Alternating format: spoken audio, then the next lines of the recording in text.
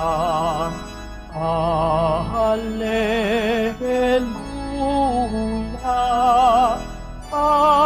Alleluia.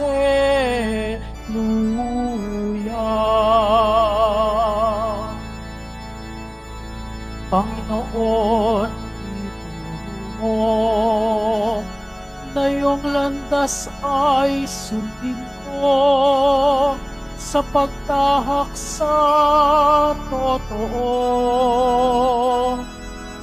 Alleluia, Alleluia,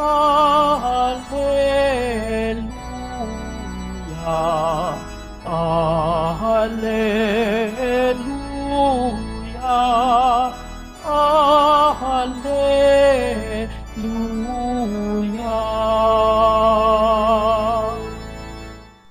Sumainyo ang Panginoon. At sumaiyo rin. Ang mabuting balita ng Panginoon ayon kay San Mateo. Papuri sa iyo, Panginoon. Noong panahong iyon, sinabi ni Jesus sa kanyang mga alagad, "Huwag ninyong akalaing naparito ako upang pawalang bisa ang kautusan at ang aral ng mga propeta. Naparito ako hindi upang pawalang bisa, kundi para ipaliwanag at ganapin ang mga iyon.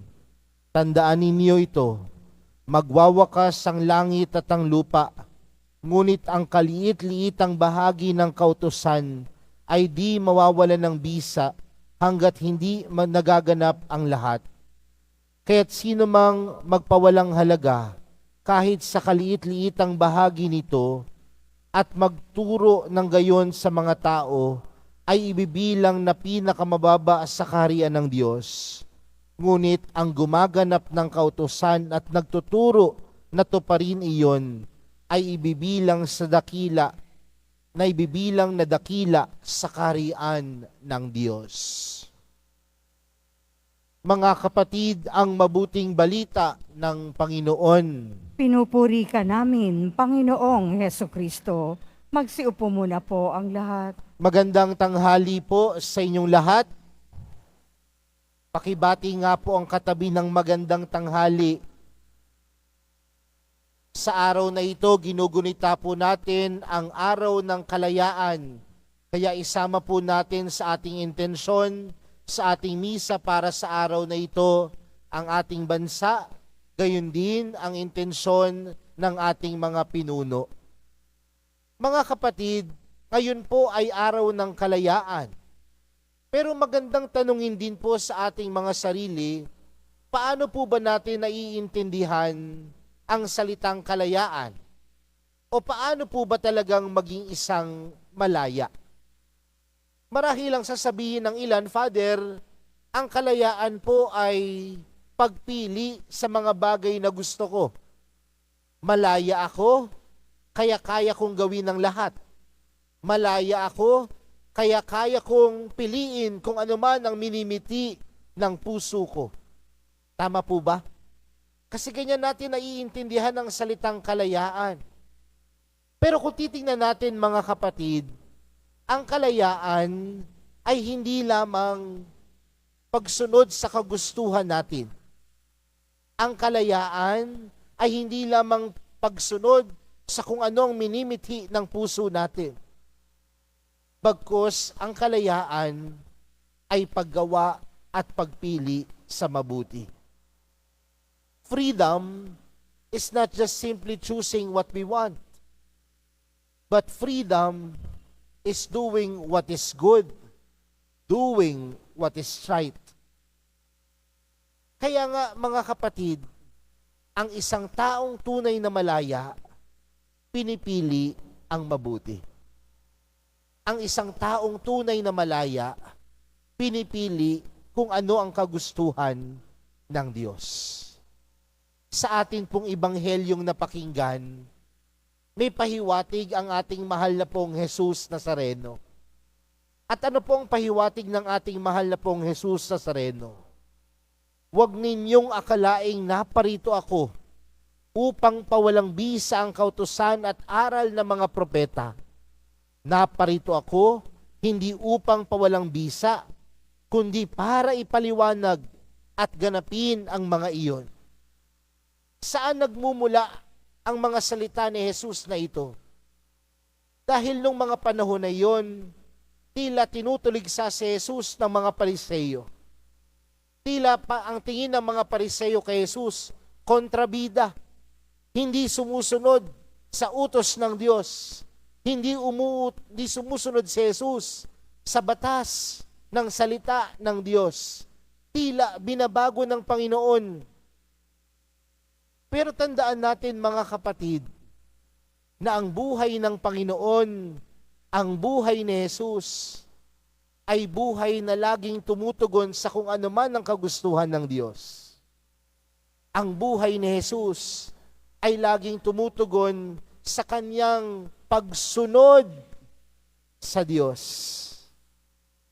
At saan nagmumula ang pagsunod ng Panginoong Jesus sa Diyos? Sa pagmamahal niya sa kanyang Diyos Ama.